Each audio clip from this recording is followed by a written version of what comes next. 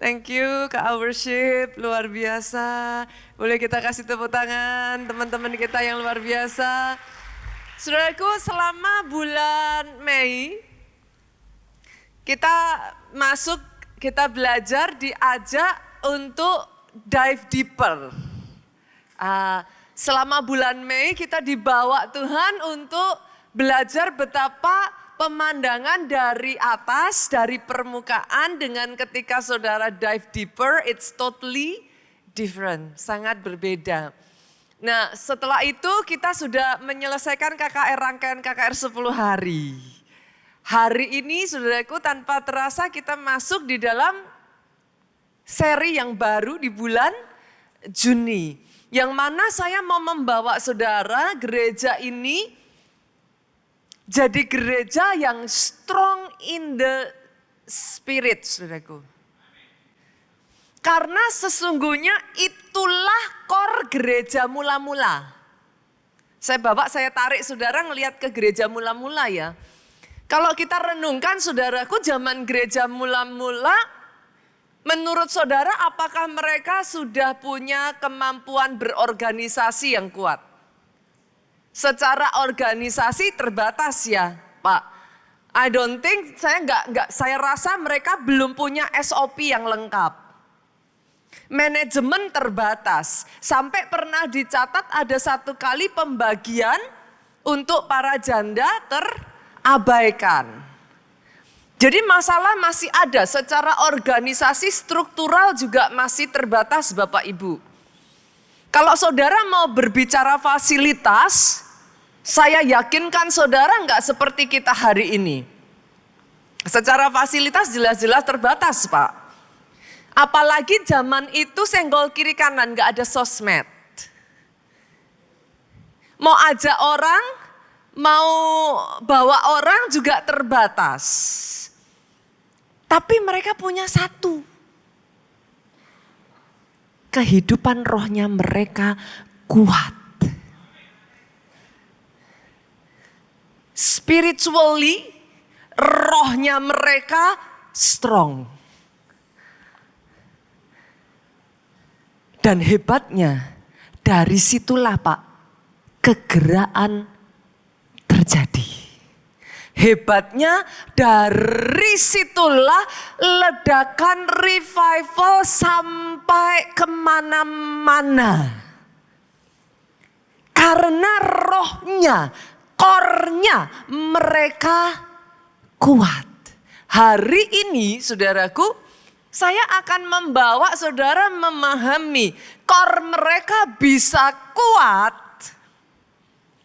Tidak bisa tidak. Peranan dari berdoa. Boleh nggak saya tarik sepanjang bulan Juni ini, saya ajak yuk. Let's strengthen our spiritual life. Ayo kita kuatkan lagi kehidupan roh kita. Saya akan menyampaikan satu seri firman Tuhan yang berjudul Strong in Prayer. Strong in Prayer. Boleh nggak langsung saya to the point tanya aja Bapak Ibu? Boleh ya? Lihat kiri kanan saudara, tanya, masih doa enggak?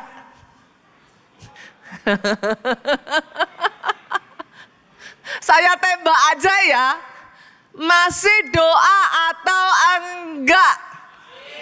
Wow, kita kasih tepuk tangan buat Pik. Karena jujur saudaraku, saya bersyukur saya hidup di sebuah negara yang actually Indonesia ini very religious. Saya rasa saudara setuju dengan saya.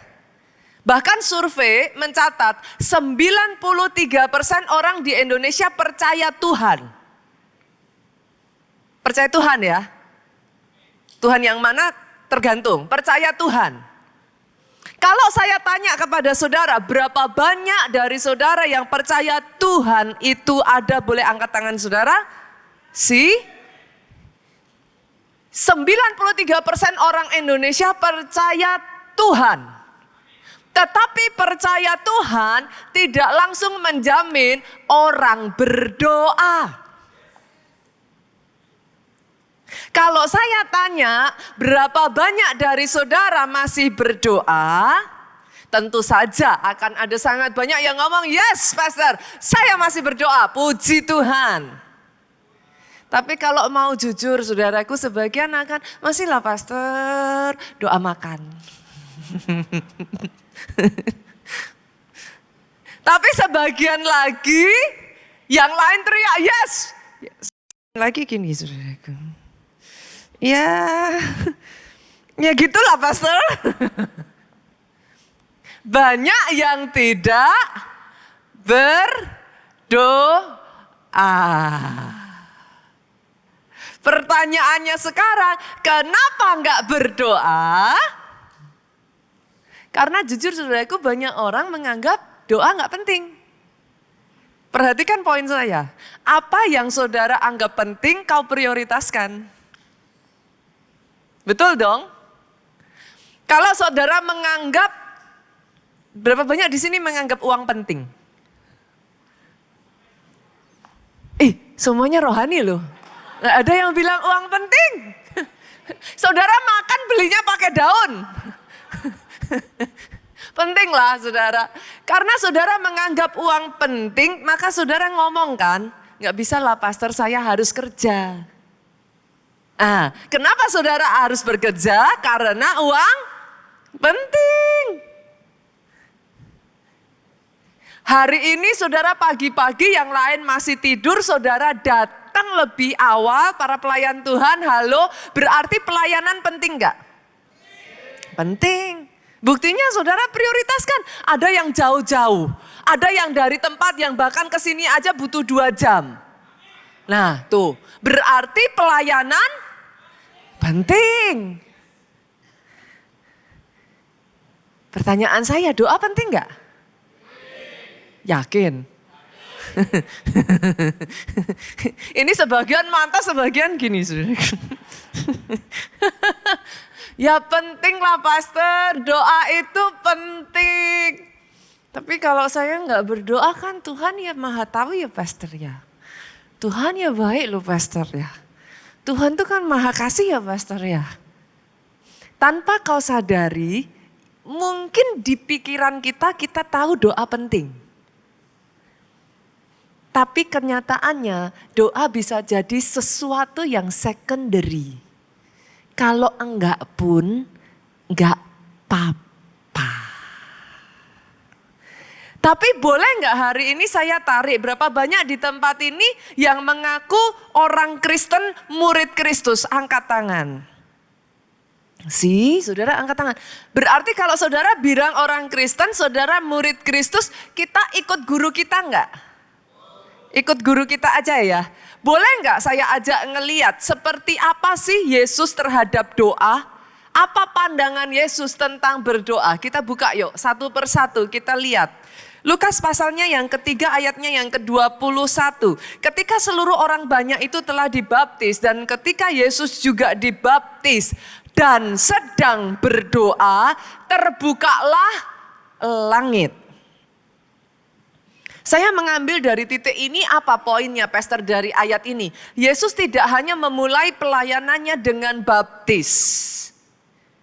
Dia memulai pelayanannya di dalam doa. Saya tarik lagi yuk Markus 1 ayat 35 multimedia bisa bantu saya dengan cepat ya. Markus 1 ayatnya yang ke-35. Pagi-pagi benar waktu hari masih gelap. Apa? Ia ngorok. Yesus ngapain saudara? Yesus bangun, dia pergi kemana? Untuk apa? Dia pergi ke tempat sunyi dan berdoa di sana. Ada di sini yang mengatakan, pastor, saya tinggal di tempat yang cukup padat. Mana saya bisa doa, yang lain tidur. Saya nggak punya tempat untuk berdoa. Yesus tinggal bersama dengan murid-muridnya dan sama persis saudara keadaannya. Dia juga tidak punya tempat untuk berdoa. Tapi Alkitab mengatakan pagi-pagi benar ketika hari masih gelap, ketika yang lain ngorok. Yesus keluar, dia cari tempat yang sunyi dan dia berdoa di sana. Lukas 5 ayat yang 16. Akan tetapi ia mengundurkan diri ke tempat yang sunyi dan main game. Berdoa saudaraku. Ini saya mengajak saudara kan karena saudara bilang kan pengikut Kristus toh. Berarti ngikutin gurunya toh. Teladan gurunya kayak apa gitu kan. Yuk saya ajak lagi ya Lukas 5 ayat 6, Lukas 6 ayat 12. Pada waktu itu pergilah Yesus ke bukit untuk berdoa. Dan semalam-malaman ia berdoa kepada Allah. Semalam-malaman nonton drakor. Yang mana? Yang mana? Saya bawa lagi boleh? Matius 6 ayat 9 sampai 13. Yesus mengajarkan murid-muridnya untuk berdoa. Lanjut lagi ya. Matius 26 ayat 39. Multimedia boleh munculkan. Bahkan pada saat momen dia mendekati salib, dia mengajak muridnya berdoa. Terakhir saudara, dia menutup hidupnya. Lukas 23 ayat 46. Dengan satu doa yang sangat terkenal. Ke dalam tanganmu kuserahkan nyawaku. That is your very Jesus.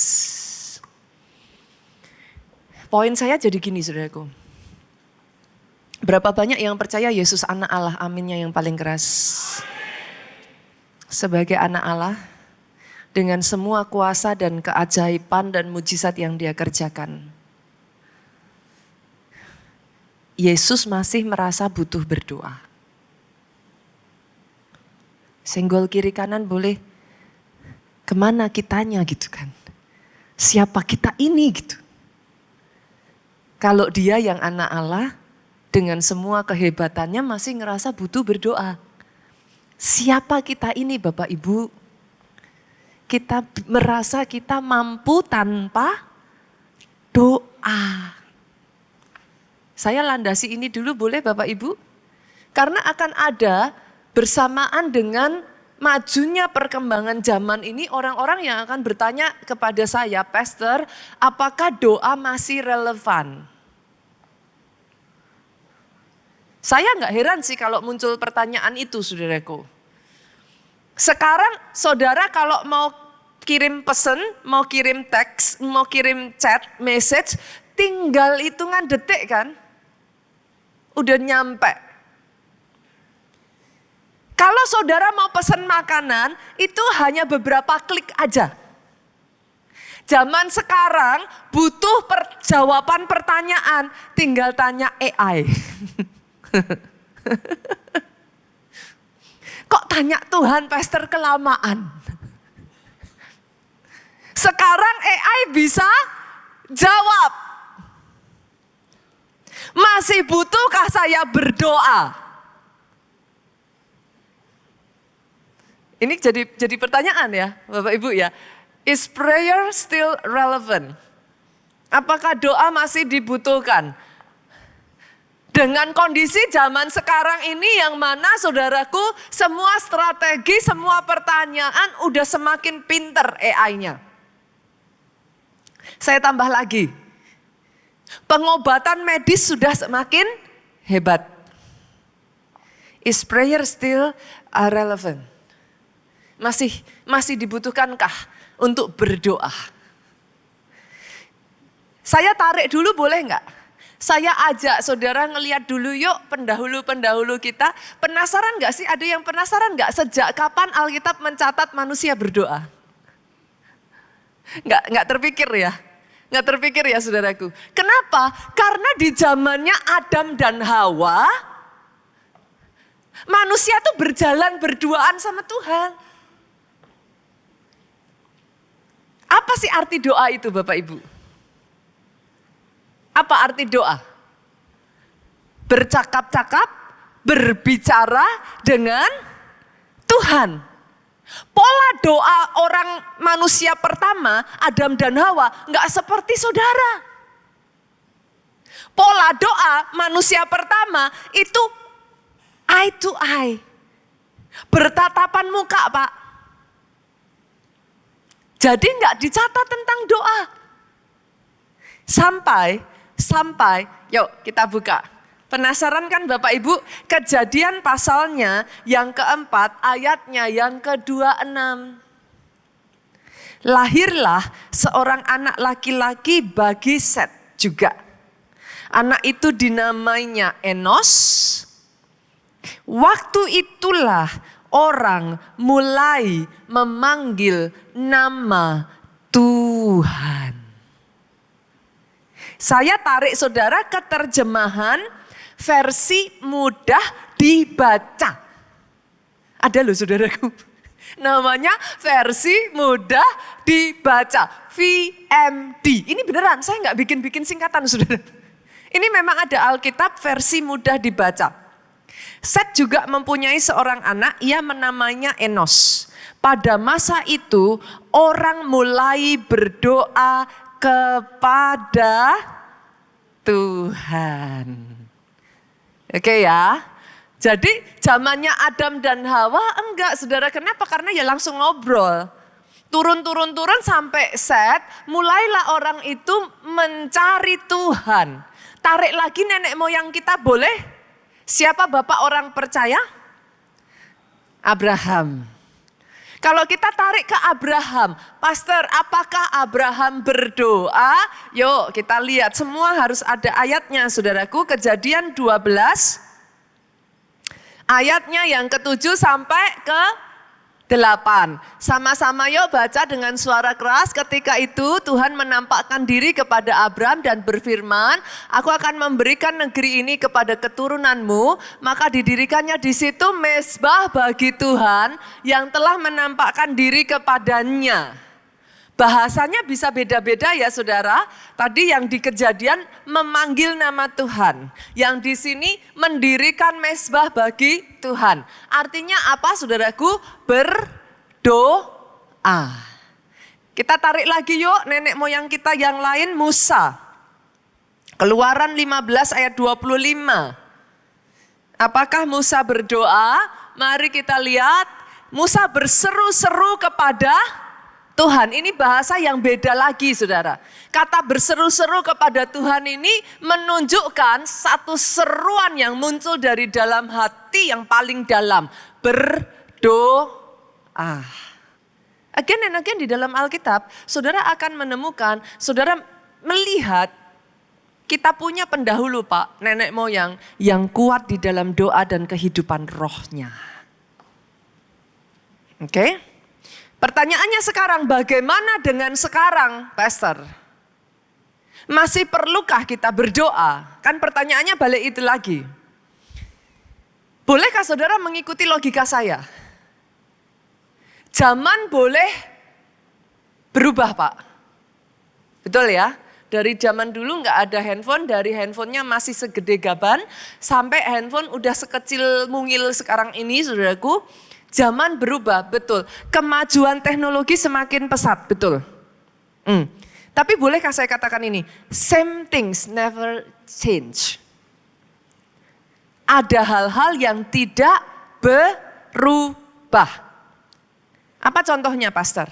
Saya tanya saudaraku, dengan kemajuan zaman yang ada sekarang ini, apakah saudara masih butuh oksigen? Udah maju loh zamannya Pak. Dengan semua kemajuan zaman ini masih butuh bernafas enggak? Ada enggak yang setelah ada AI enggak nafas lagi? Pulang katanya.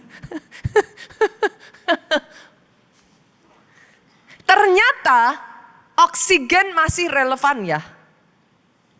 Charles Spurgeon saudaraku mengatakan ini. Prayer is the breath of the new life in Christ. Doa adalah nafas hidup yang baru di dalam Kristus. Sama seperti engkau butuh oksigen, doa itu nafas hidup orang Kristen. Kalau jasmanimu butuh oksigen untuk nafas, rohmu butuh doa untuk tetap bisa bernafas. Aminnya yang paling keras. Sampai di sini Bapak Ibu? Boleh ya? Ternyata dengan semua perkembangan zaman, ada hal-hal yang tidak berubah. Engkau masih butuh oksigen untuk bernafas. Engkau butuh doa. Kalau saya tanya kira-kira saudaraku, zaman dulu pastor, ya dengan keadaan yang ada ya wajarlah ya kalau orang berseru sama Tuhan. Manusia itu masih banyak terbatasnya. Tapi kalau zaman sekarang ini kan Bu jujur loh ya lebih mudah. Lebih dipermudah, apa-apa lebih dipermudah. Kalau enggak hati-hati bahkan orang ngomongnya gimana? Asal ada uang, semua beres. Berarti yang dibutuhkan uang. Karena semuanya sudah berubah, Bapak Ibu. Tapi kalau saya boleh tanya sama Bapak Ibu, kira-kira ya, menurut saudara, orang zaman dulu sama orang zaman sekarang mana yang lebih butuh berdoa? Hah? Boleh nggak saya jawab, sama-sama butuhnya Pak? Sama-sama. Karena setiap zaman punya tantangannya yang berbeda. Apakah menurut saudara dengan kemajuan yang ada tantangannya berkurang? Buktinya dengan zaman yang sudah semakin maju ini, isu global warming muncul. Isu katanya sudah semaju ini, kekurangan pangan muncul. Loh kita hidup di dunia mana kok masih ada isu kekurangan pangan? See?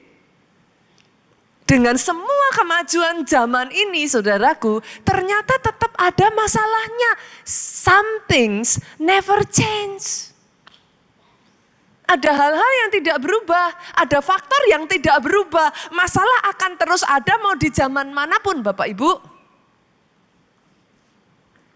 Dan di tengah hiruk pikuknya dunia yang seperti ini, Rasul Paulus memberikan kepada kita sebuah nasihat. 1 Petrus yuk kita lihat. 1 Petrus pasalnya yang keempat, ayatnya yang ke-7 saudaraku. Kesudahan segala sesuatu sudah dekat. Karena itu kuasailah dirimu dan jadilah tenang. Supaya apa? Kamu dapat berdoa.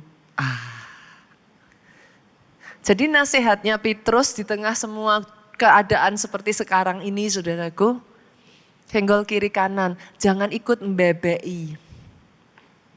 Jangan ikut ribut. Be still. Kuasai diri. Aduh pastor saya rasanya udah enggak. Kuasai diri. Dan jadilah tenang. Kenapa disuruh kuasai diri dan jadi tenang? Kalau enggak bisa doa. Hari ini saudara ibadah di tempat ini bolehkah saya katakan kuasailah dirimu dan jadilah tenang. Aminnya yang paling keras. Kalau enggak ininya jalan terus tuh. Jarinya nih loh enggak pernah bisa diem. Kalau saudara enggak menguasai diri, ininya nih jalan terus Bapak Ibu. Enggak bisa tenang, enggak bisa doa, enggak bisa nyembah. Padahal kenapa kok harus menguasai diri dan jadi tenang? Yuk kita lihat, Yesus sendiri ngomong nih saudaraku, Lukas 21 ayat 36. Apa? Supaya apa?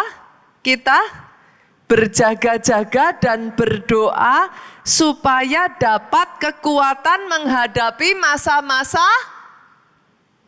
sukar. Berjaga-jagalah senantiasa sambil berdoa supaya kamu beroleh kekuatan untuk luput dari semua yang akan terjadi itu. Di masa sukar engkau butuh doa. Hari-hari ini nggak jadi semakin mudah Bapak Ibu. Apa yang penting pasti kau prioritaskan. Pertanyaannya balik-balik lagi saya tarik yuk. Kenapa dengan semua understanding ini orang masih nggak berdoa? Gitu. Saya bawa ya supaya nanti kita bisa mengatasi itu. Yang pertama, bisa jadi orang tidak berdoa karena merasa nggak ada hasil dan nggak ada jawaban ketika berdoa. Mazmur yuk 13 ayatnya yang kedua. Berapa lama lagi Tuhan kau lupakan aku terus menerus. Daud itu teriak saudaraku. Berapa lama lagi kau sembunyikan wajahmu terhadap aku. Ada banyak orang awalnya berdoa. 2 hari, 3 hari, 1 minggu, 1 tahun berdoa. Tapi sampai di titik tertentu doanya nggak dijawab-jawab Bu. Dan sekarang capek berdoa. Kenapa? Karena seolah-olah nggak cepat. Apalagi kita hidup di zaman sekarang yang semuanya serba instan. Makan mie aja kalau zaman dulu orang harus ambil tepung diolah, dipotong saudaraku satu-satu keluar sampai mie-nya jadi. Zaman sekarang nggak perlu, sudah ada mie instan. Semuanya udah serba instan Bapak Ibu. Akhirnya kayak gimana ya? Kalau kelamaan itu pada nggak mau gitu. Yang cepet-cepet aja lah pastor gitu. Coba sekarang saudara disuruh ngisi app. Kalau kelamaan bosen nggak? Ini app susah. Padahal sebenarnya nggak susah, cuma ngisi aja. Tapi susah gitu. Lama, repot. Semua maunya instan. Padahal saudara, yes, ada doa yang langsung dijawab dengan cepat. Masih ingat kisah Elia? Elia minta api turun dari surga, apa yang terjadi? Jeder, api turun dari surga. Dalam kehidupan saudara ada jawaban doa yang secepat itu. Sampai di titik yang saudara itu takjub, bagaimana mungkin jawaban doa bisa secepat itu? Kayak seolah-olah itu membuat saudara ngerasa kayak gini, ih Tuhan tuh bener-bener ada ya. Aku tuh baru ngebatin loh, belum juga ngomong loh, sudah kejadian gitu. Betul?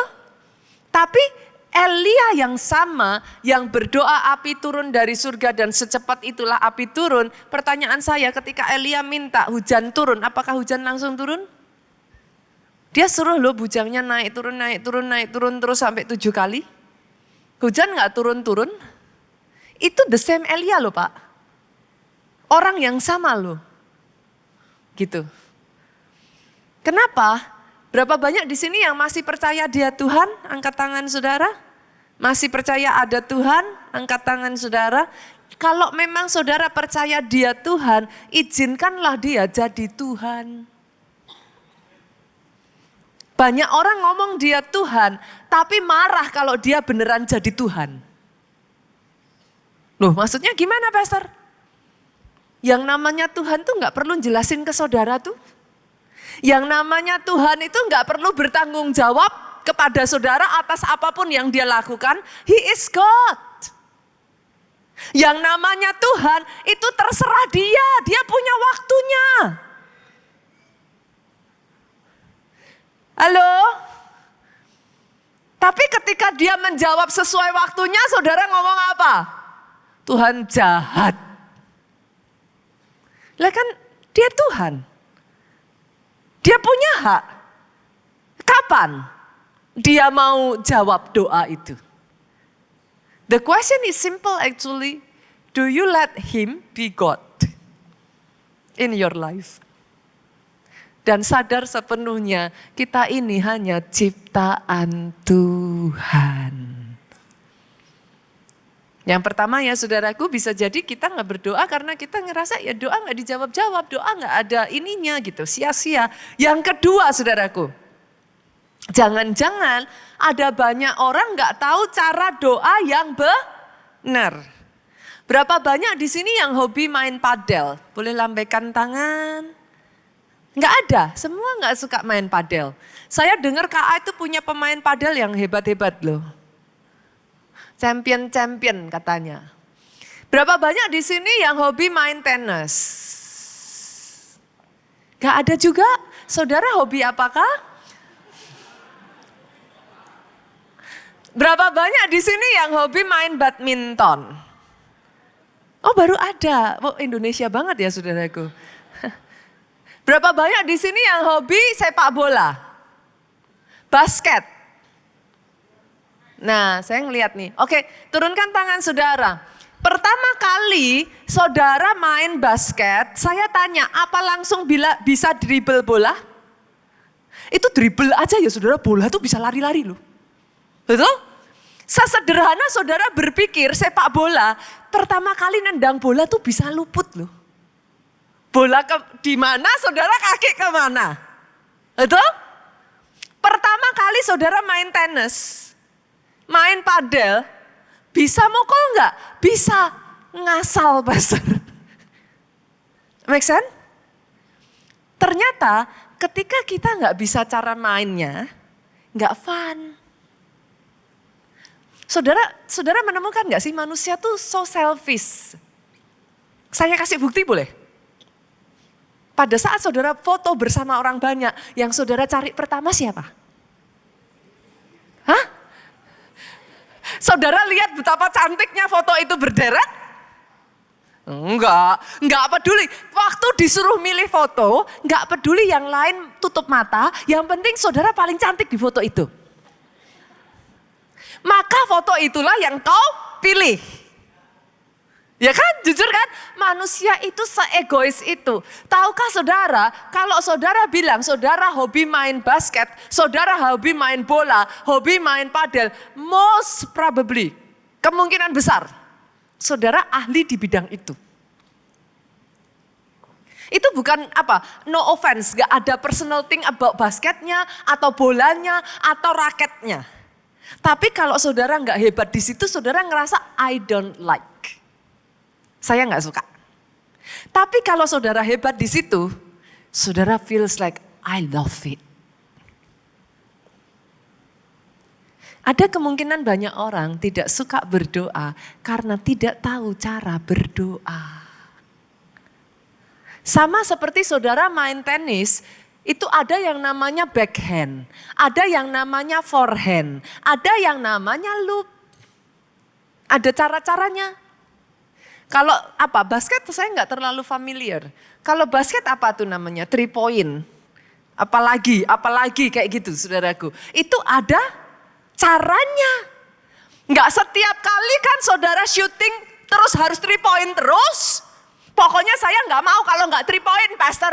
Udah deket, saudara justru mundur ke belakang. Pokoknya harus 3 point. Apa begitu? Kan enggak toh? Kan tergantung toh di mana saudara syuting dengan cara apa. Doa juga sama. Doa tuh nggak semata-mata diem. Pastor saya kalau doa ngantuk. Doa tuh nggak semata-mata diem. Menunggu, nggak ada suaranya tuh. Enggak ada, masih belum ada. Enggak selamanya doa begitu Bapak Ibu. Ada saatnya dalam doa saudara memuji menyembah Tuhan. Pastor suara saya jelek. Saya enggak suka bagian yang itu. Ada lagi. Itu bagian dari suara saudara jelek juga enggak apa-apa. Bagian berteriak sama Tuhan. Itu semua orang bisa. Saudara hanya perlu menuangkan isi hati. Saudara nangis, saudara berseru sejadi-jadinya sama Tuhan. Gak perlu suara merdu Bapak Ibu. Ada momen juga di dalam doa di mana saudara itu ngobrol. Ada momen, make sense gak sih Bapak Ibu? Kalau kita gak tahu caranya berdoa, seringkali kita jadi males mau doa. Doa gak enak, doa gak seru, gak fun. Padahal setelah saudara jago tuh main padel, main tenis, pengen main terus nggak? Jadi ketagihan nggak main basket? Jadi ketagihan bola nggak, futsal nggak? Iya. Why? Now saudara udah mahir. Saudara tahu liuk-liuknya doa. Saya kalau doa itu nabrak plafon terus, pastor. Kayak rasanya itu nggak tahu, nggak naik doanya. Tapi setelah saudara ngerasain ada satu titik di dalam doa tuh kayak das. Itu tuh kayak rasanya tuh apa sih saudaraku? Wow, asik ya doa itu. Oke? Jadi bisa jadi yang kedua mungkin belum tahu caranya berdoa. Yang ketiga saudaraku, nah ini, yang ini saudara. Yang ketiga, terlalu sibuk. Terlalu sibuk. Kesibukan itu adalah musuh terbesar kehidupan doa. Berapa banyak orang kalau disuruh doa jawabannya apa Bapak Ibu? Sibuk pastor, harus kerja. Apalagi? Sibuk pastor yang ibu-ibu ngurus anak. Apalagi? Sibuk pastor nggak ada kan yang bilang sibuk pastor nonton drakor. Merasa nggak enak gitu. Tapi semuanya orang akan bilang doa itu sibuk gitu. Nggak bisa, nggak punya waktu karena sibuk. Tahukah saudara, ada satu orang itu yang menyentuh hati saya. Dia ngomong kayak gini saudaraku, yuk kita buka saudara. Kita lihat saudaraku. Martin Luther pernah berkata, I have so much to do today. Aku punya begitu banyak hal yang aku harus lakukan hari ini. That's why I must spend the first 3 hours in prayer. Aku begitu sibuk, aku begitu punya banyak hal yang harus aku selesaikan. Aku begitu penuh. Itu sebabnya saking aku tuh harus ada banyak hal yang harus aku selesaikan. Martin tahu, I have to spend the first 3 hours in prayer. Menurut saudara Daud seorang raja sibuk gak? Bohong kalau gak sibuk saudara. Kita aja yang bukan raja aja sibuk. Siapa orang di Jakarta yang gak sibuk? Semua orang sibuk. Tapi hebatnya saudaraku, setelah Daud jadi raja, bukannya doanya ditinggalkan, dia bangun pondok Daud. Tambah kurang kerjaan kan? Kalau tadinya dia doa sendiri, sekarang 24 jam dalam satu hari dia angkat puji-pujian di hadapan Tuhan. Dia dirikan itu pondok Daud. The same understanding yang sama, pewahyuan itu diberikan kepada Pastor Obaja. Itu sebabnya kenapa keluarga Allah punya pondok Daud. Waktu itu satu kali Pak Obaja itu sedang berjalan saudaraku. Tuhan ngomong bangun pondok Daud. Pak Obaja ngomong gimana caranya. Butuh orang sebanyak itu, gak mungkin orang 24 jam mau datang. Saudara tahu apa jawaban Tuhan? Kamu loh bisa bayar ada security yang berjaga 24 jam dalam sehari. Masa membangun pondok Daud untuk aku, kamu bilang gak bisa.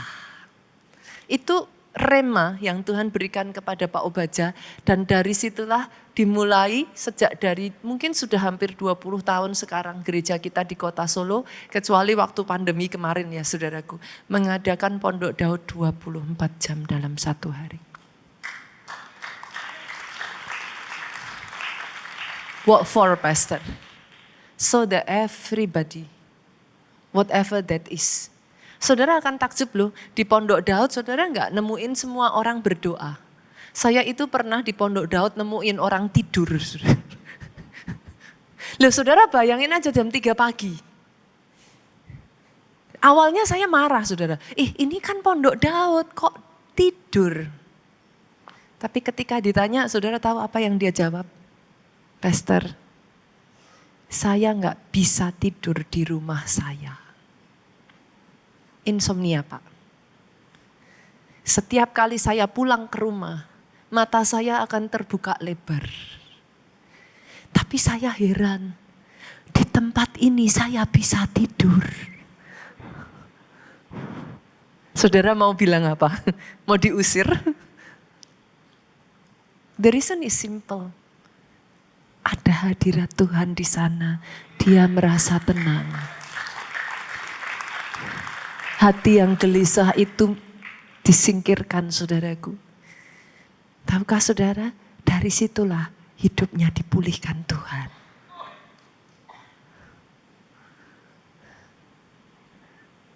Menurut saudara, orang dengan kapasitas Daniel sibuk nggak Bapak Ibu? Sibuk ya? 3 raja loh. Kalau zaman sekarang mungkin apa? 3 presiden gitu. Tapi kan kalau presiden ada masa jabatan ya Bapak Ibu. Kalau raja itu nggak pernah tahu sampai masa meninggalnya. Tapi hebatnya Daniel, 3 tampuk pemerintahan saudaraku, dia tetap diangkat menjadi orang yang ada di jabatan yang tinggi saudara. Saya rasa kita sepakat bahwa Daniel orang yang sibuk. Tapi coba saudara lihat Daniel 6 ayatnya yang ke-10 saudaraku. Mengatakan, sebab itu Raja Darius membuat surat perintah dengan larangan itu. Terus. Demi didengar, kalau saya nggak salah ya. Saya lihat terlebih dulu ya. Daniel pasalnya yang ke-6 ayatnya yang ke-10. Demi didengar Daniel bahwa surat perintah itu telah dibuat, pergilah ia ke rumahnya, dalam kamar atasnya ada tingkap-tingkap yang terbuka ke arah Yerusalem. Dengar ini saudaraku, 3 kali sehari ia berlutut berdoa serta memuji Allahnya seperti yang biasa dilakukannya. Kalau ada kata seperti yang biasa dilakukannya berarti itu dia lakukan baru hari itu doang atau emang itu kebiasaannya dia. Padahal ayatnya ngomong gini, demi didengar Daniel bahwa surat perintah itu telah dibuat. Artinya pada saat Daniel mendengar sebuah surat perintah itu dibuat, yaitu surat perintah yang melarang siapapun orangnya untuk menaikkan permohonan baik kepada Tuhan maupun kepada manusia selain kepada raja. Oke? Daniel tetap berdoa 3 kali sehari. Sesibuk itu. Ada satu pribadi tentang doa yang saya itu sangat terinspirasi selain dari Pastor Adeboye saudaraku. Tapi saya tuh menemukan satu pattern yang sama. Orang-orang yang dipakai Tuhan dahsyat ini saudaraku. Orang-orang yang hidupnya itu berbeda dari kebanyakan orang. Orang-orang yang bisa survive, mengatasi keterbatasan manusia. Orang-orang yang bahkan dibawa sampai naik tinggi saudaraku. Melampaui kebanyakan orang. Saya menemukan satu hal ini. Mereka punya kehidupan doa yang kuat dan konsisten. Itu gak bisa dihilangkan. Pastor Yonggi Cho used to be the pastor of the biggest church, saudaraku. Saudara tahu apa yang beliau katakan, saudara? Ini langsung saya bacakan saja ya, saudara. Dari orangnya, perkataan dari Pastor Yonggi Cho sendiri. Ini yang dia katakan. Saya harus mengurus pada saat itu ya, saudara, 750.000 jemaat. Saya harus mengurus gedung ibadah berkapasitas 12.000. That moment, saudara harus tahu, that is the biggest.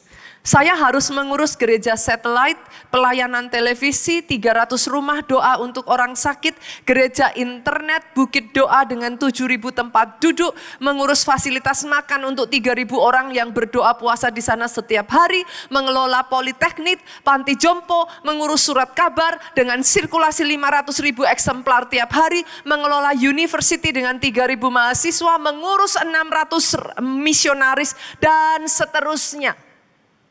Saya tanya, menurut saudara Pastor Yonggi Cho sibuk enggak? Ini yang dia katakan, itu sebabnya. Boleh dimunculkan ketika saya ada di sana. Nah, lihat saudaraku. Ini ada di dia punya Memorial Park, saudara. Sebuah rumah didirikan saudaraku untuk menghormati ataupun mengenang Pastor Yonggi Cho. Ini yang pertama kali saudara akan temukan, prayer is the top priority in my ministry, saudara.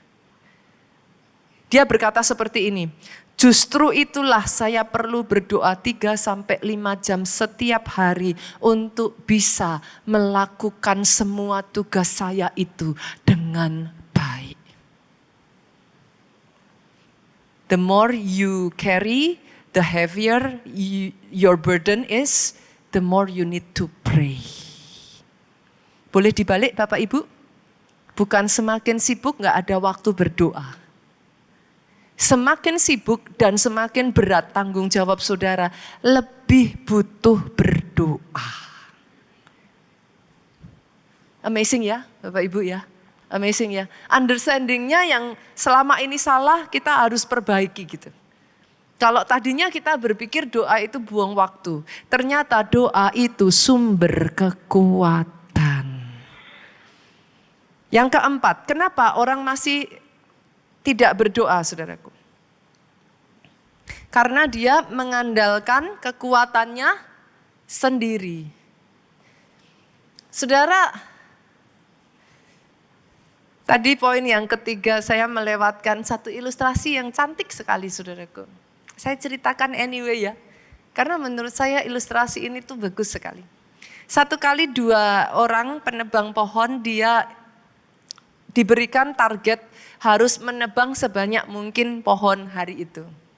Penebang yang pertama berkata, aku tidak akan beristirahat supaya aku bisa menebang pohon lebih banyak. Lalu kemudian dia menebang satu persatu pohon itu tanpa beristirahat Bapak Ibu. Lalu penebang pohon yang kedua dia melihat, dia tuh bingung. Ini temennya ini kok dikit-dikit nanti dia nemuin berhenti, duduk. Nanti nebang lagi, dikit-dikit dia temuin duduk lagi. Duduk lagi. Di dalam hatinya penebang yang pertama berkata, udah jelas pasti yang seperti ini, saya bisa menebang pohon lebih banyak. Menurut saudara pemenangnya penebang pohon pertama atau yang kedua? Kenapa Bu?